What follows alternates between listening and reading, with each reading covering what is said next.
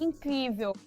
As forças armadas da Ucrânia romperam a linha de frente. Isso nunca tinha acontecido antes. As posições avançadas estão rachando como nunca. E os inimigos estão pegando fogo. É um inferno para o inimigo. Moscou está em pânico e chama reforços de fora. Os ocupantes perderam tudo. Blindados, aviões, forças especiais e até aliados. As refinarias de petróleo da Rússia estão em chamas. E as unidades de elite foram destruídas. Uma derrota total do inimigo. Rússia não consegue lidar. Forças armadas da Ucrânia têm a iniciativa. Vitória próxima. Olá, este é a Ucrânia Hoje, com você Solomia Dolt, e estas são as últimas notícias. As Forças Armadas da Ucrânia mandam ver em Donetsk. Soldados ucranianos repeliram tropas russas perto de Novochakov e Kucherivia. A direção de Dobropelia sob nosso controle. O inimigo ataca, mas sem sucesso. Nenhum avanço dos ocupantes, só perdas. As forças de defesa da Ucrânia repeliram o inimigo perto de Novochakov e Kucherivia. E isso não é tudo. Mais uma execução de fogo para os ocupantes, e de novo em Donetsk.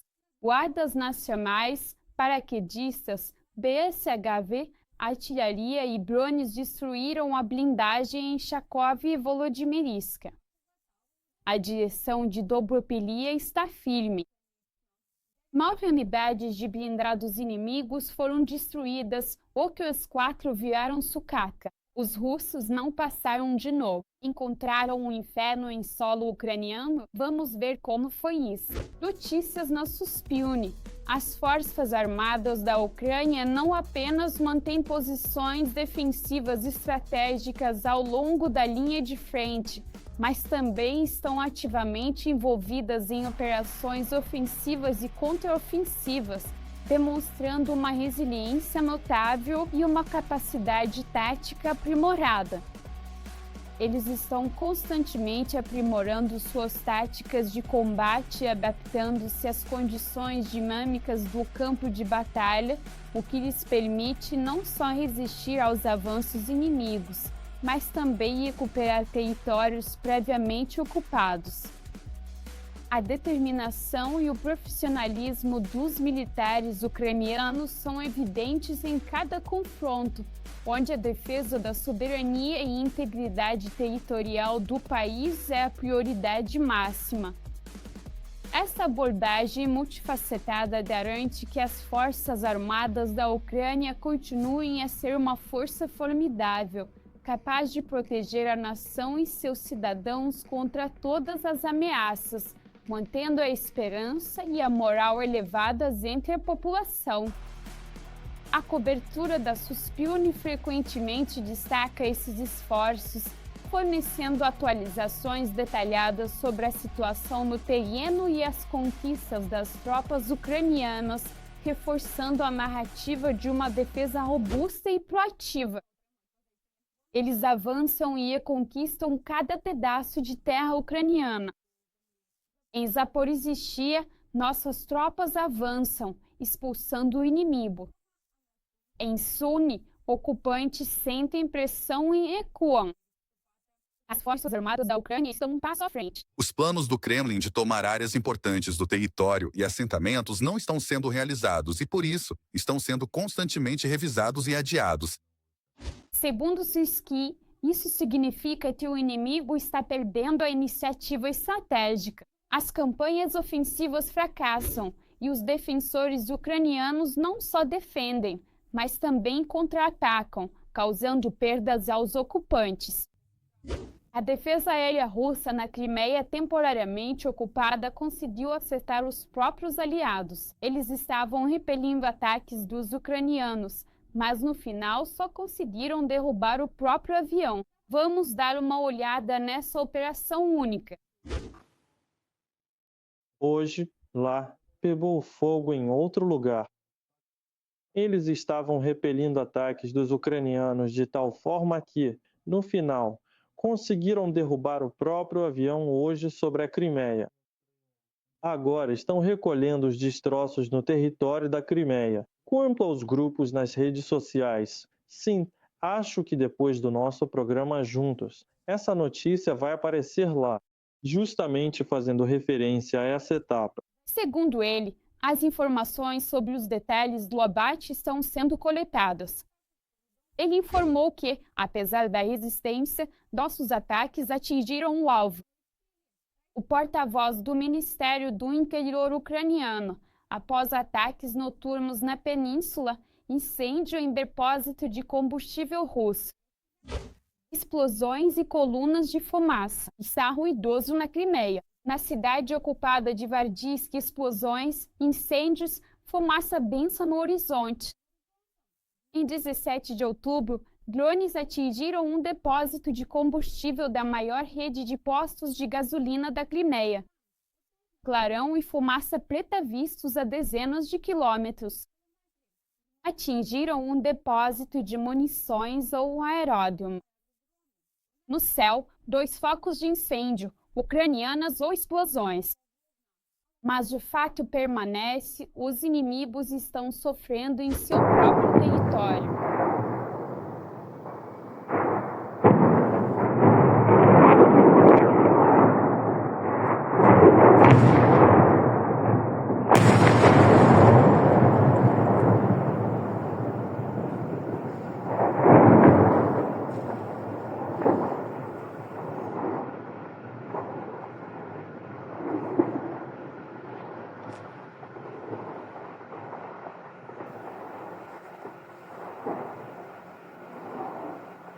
Menos uma elite do inimigo. Os soldados ucranianos destruíram um grupo de forças especiais russos Sini que aterrorizava as regiões fronteiriças de Kharkiv, Sumi e Chernihiv. 6 invasores eliminados, o comandante grupo. Outros 8 ficaram feridos. As incursões terroristas terminaram de forma fatal. As forças armadas da Ucrânia agem com precisão e sem piedade.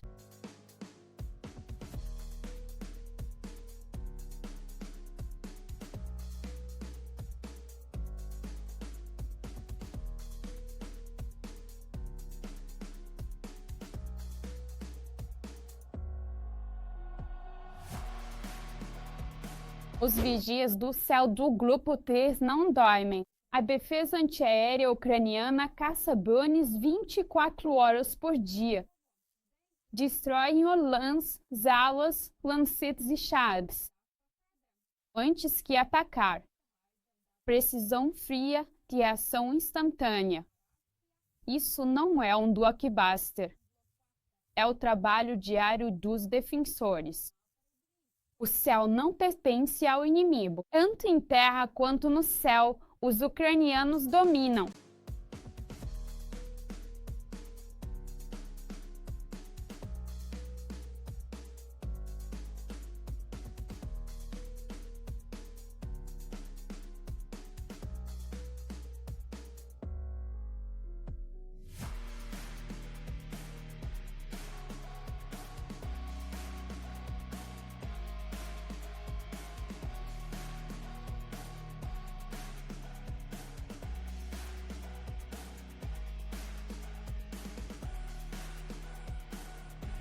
Os russos já não estão dando conta e estão chamando a Coreia do Norte. Em Sumi, operadores norte-coreanos de drones ajustam ataques contra posições das forças armadas ucranianas, segundo o Estado-Maior. Foi constatada comunicação entre mercenários coreanos e militares russos. O inimigo está tentando tapar buracos usando as mãos de outros. Devido às perdas críticas de pessoal e ao fracasso da operação ofensiva na região de Sumi, a liderança dos Vorovets russos está atraindo unidades da Coreia do Norte. O mundo precisa ver. Moscou está puxando todo mundo para frente, mas isso não vai ajudar. A Ucrânia registra tudo urgentemente. A situação na frente está piorando. As forças armadas da Ucrânia entraram na fase de dura retaliação. Os ocupantes sofrem perdas enormes. O contra-ataque das forças ucranianas varre as defesas inimigas e abre um caminho direto para a Crimeia. Os mísseis mais recentes atingem o alvo diretamente. Depósitos, quartéis e equipamentos do inimigo estão sendo destruídos sem chance de sobrevivência. Tropas russas em pânico, linha de frente cede. Todos os detalhes pode seguir no vídeo.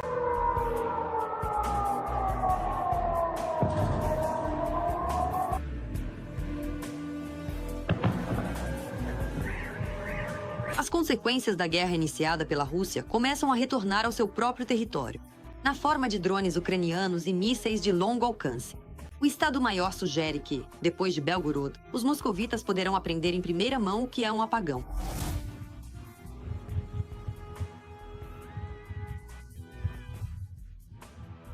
À direita estão 10, 12, 14. Escuridão. Deixou de Onol. Escuridão. Clipe de Uchonol e Stinin com cruzamento. Enquanto isso, mais duas regiões russas, as regiões de Tyumen e Sverdlovsk, introduziram restrições na venda de gasolina, não mais que 30 litros por pessoa. Antes disso, a novidade já havia afetado o território de Chabarovsk, a região de Chelyabinsk e a Crimeia ocupada. Todas essas filas e postos vazios são resultado dos ataques diários das refinarias de petróleo. O comandante-chefe Sesky declarou que, em setembro, segundo o programa Deep Strike, foram relatados 70 acertos em território russo. Estamos destruindo, no país agressor, a produção de combustíveis e lubrificantes, substâncias explosivas e outros componentes do complexo militar industrial russo. Em particular, o refino de petróleo na Rússia foi reduzido em 21%. A intensificação e ampliação dos chamados ataques de longo alcance da Ucrânia contra o território russo tornou-se um dos principais temas do encontro do presidente com o bloco de segurança. As armas de longo alcance ucranianas estão ficando visivelmente mais avançadas. Estamos trabalhando constantemente para isso e já oferecemos muitas oportunidades diferentes justamente para a produção.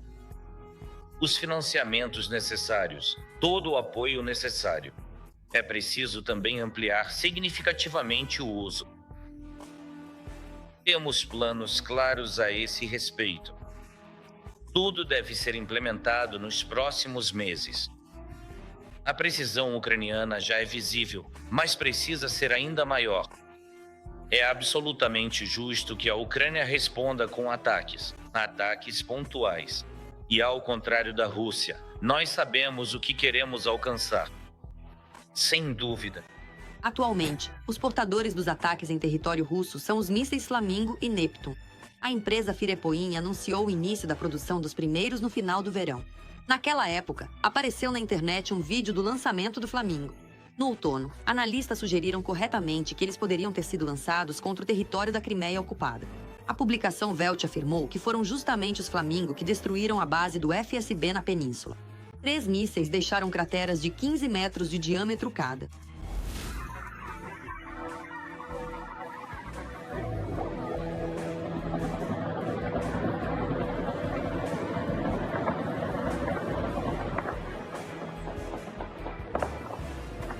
Aqui, o reservatório, que era uma estrutura vital para o abastecimento de água da região, foi completamente destruído por um evento catastrófico, resultando em sérias consequências para a comunidade local. Naquela época, jornalistas alemães afirmaram que 50 mísseis saíam da linha de montagem todo mês e que o plano era chegar a 200 por mês. E então os russos mostraram supostos destroços de um míssil Flamingo abatido. Segundo eles, ela foi atingida em território russo por um sistema Buk, a uma altitude de 100 metros e a uma velocidade de 600 km por hora. Pelo número de série, os ocupantes supõem que este é o 106º projétil, fabricado em setembro. Não há confirmação confiável de que o Flamingo destruiu a base do FSB. Analistas militares acreditam que, por trás desses ataques, e não só desses, poderia estar o próprio Neptuno. Hoje, no complexo militar industrial ucraniano, já foram testadas e colocadas em produção em massa 3 de suas modificações. A 4ª está sendo preparada.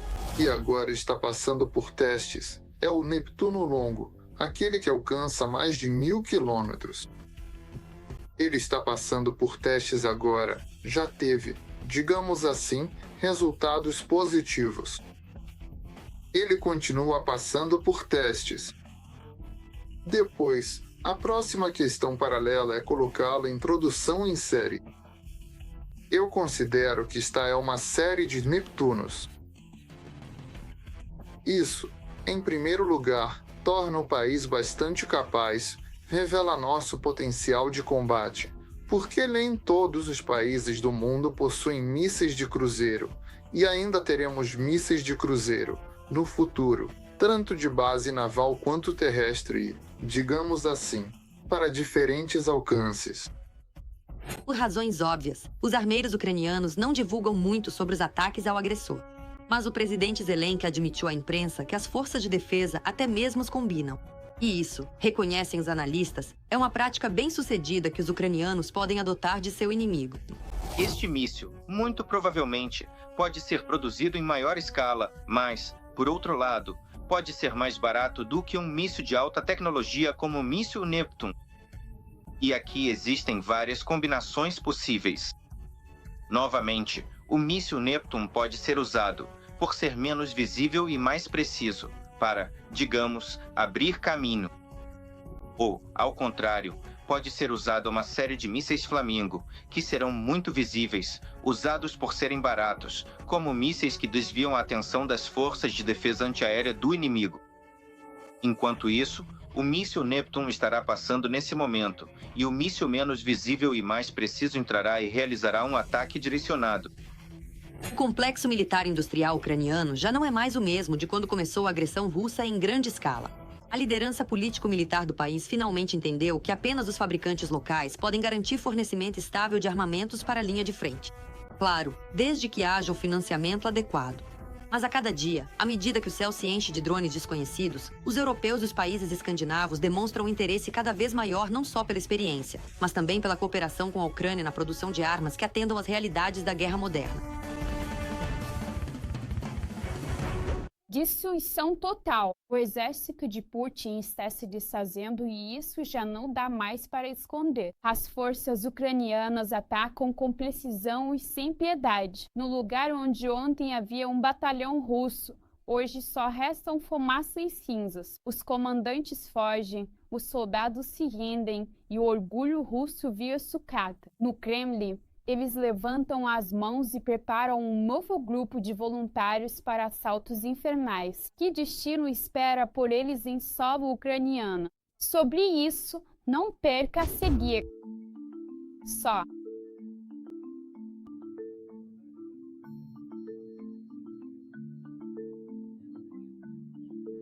De 19 de setembro a 3 de outubro, o exército russo perdeu mais de 1.000 pessoas na guerra na Ucrânia.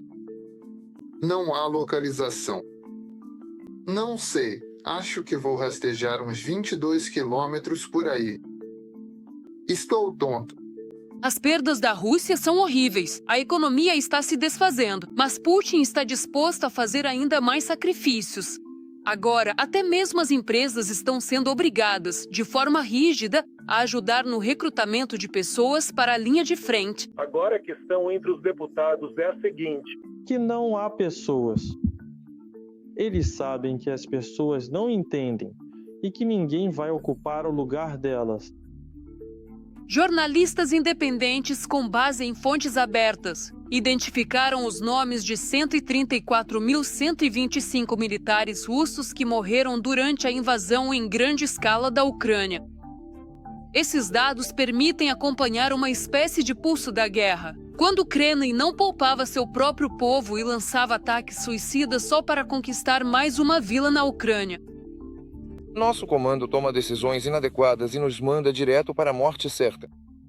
Existem tantos drones diferentes, tanto o FPV quanto o Baba Yaga, que eles praticam com todos os tipos de armas, tanto armas de fogo quanto artilharia. Dizzy. Não há cobertura. Somos enviados diretamente para a abertura. E agora os meninos estão cavando um buraco para si mesmos. Nos primeiros 1 ano e meio, o gráfico de perdas parecia uma montanha-russa. Naquela época, houve o assalto das tropas russas a Bakhmut e Avdiivka. Não fortifique. Se formos mais para dentro, os inimigos podem nos ver. O mundo dos anjos é aleatório. Os inimigos são assustadores e terríveis. As costas, o estrangeiro, o coração muda e relaxa. O Ministério da Defesa da Rússia, então ainda liderado por Shoigu, enterrava de 100 a 150 pessoas por dia. Às vezes, havia quedas para 50 a 60 mortos por dia. Grosseiramente falando, jogam para morrer. Não havia clareza nenhuma.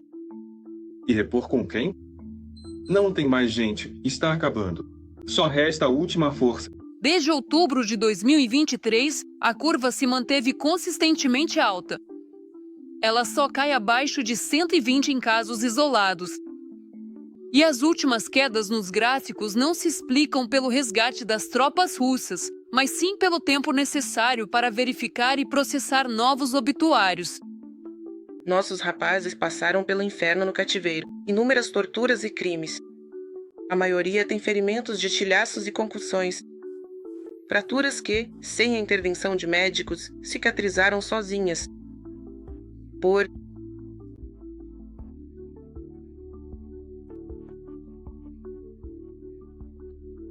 Pela geografia dos cidadãos mortos na guerra, Bashortostão e Tartaristão lideram. Aqui, voluntários locais ajudam a identificar os mortos. Esta é a nossa cidade, Moscou. Em 15 anos de guerra no Afeganistão, houve 3 ou 4 mortos.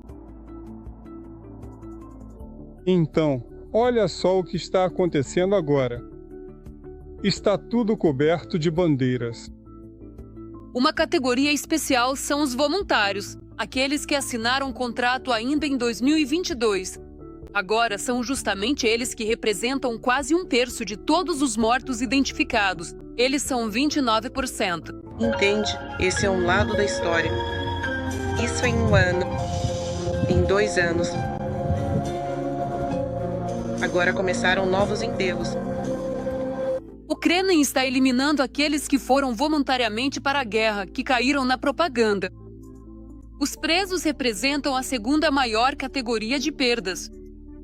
Isso é 14%. Parte dos mortos é formalmente registrada como voluntários e não como presidiários. No Donbas, hoje, aqueles que estão em locais de privação de liberdade e amam sua pátria têm uma boa chance de provar isso assinando um contrato de defesa local. Os mobilizados ocupam 11% da lista. Esse número está subestimado, porque nos necrológios muitas vezes escondem o status. Que porra vocês estão fazendo aí? Vocês parecem uma família de perdedores. Qualquer um que não for atirar nessa porra, eu vou mandar um grupo especial para limpar esses filhos da puta que estão escondidos aí. Atirem em alguns dos 500 FAI. Atirem neles de verdade. Uma das categorias mais importantes de perdas são os oficiais russos, que conscientemente foram matar ucranianos em troca de medalhas no peito. Jornalistas contabilizaram 5.847 mortos. E isso já com nomes e sobrenomes exatos, entre eles 150 coronéis e até 12 generais. Vivíamos, não aqui, todos nós, nos alegrávamos, ficávamos tristes e de repente, bum! E os rapazes foram morrer. Para o exército russo, isso é um golpe doloroso, porque todo o sistema deles depende justamente dos oficiais. Eles coordenam a interação entre diferentes unidades e, consequentemente, dão ordens criminosas de ataques contra a Ucrânia. Mas quais são os números reais? No fim das contas, foi o nosso Putin que se meteu nessa guerra. Quantas pessoas morreram? Na época, era preciso investir na economia.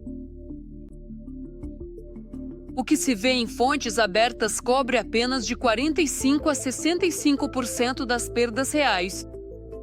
Ou seja, a lista de 134 mil é só a ponta do iceberg, que o Putin tenta esconder de todas as formas. Atualmente, a Ucrânia contabiliza mais de 1.100.000 perdas da Rússia. Essa lista inclui tanto os feridos quanto os desaparecidos. Até mesmo as chamadas LNR e DNR ocupadas pararam de publicar dados sobre suas perdas desde dezembro de 2022. Na verdade, segundo a BBC e a Media Zone, pode se tratar de mais de 300 mil soldados russos mortos. E isso sem contar os corpos que ainda permanecem no campo de batalha. O número realmente é grande. As bandeiras estão penduradas. No geral, são muitas. De mortos, galera, vai ser uma quantidade absurda. Acho que, quando soubermos toda a verdade sobre a quantidade deles, o país inteiro já vai estar em choque. O exército russo, que já perdeu centenas de milhares de pessoas, continua lutando. Os chamados voluntários e presidiários estão suprindo a falta de pessoal. Os oficiais morrem mais rápido do que conseguem ser treinados. E as estatísticas de mortes viraram o principal indicador de sucesso do segundo maior exército do mundo. Como você avalia a coragem e a resiliência dos soldados ucranianos na linha de frente? Compartilhe suas opiniões nos comentários. Deixe seu like no vídeo e fique com a gente para não perder o principal. O que vem pela frente é ainda mais importante. Nos vemos no próximo episódio.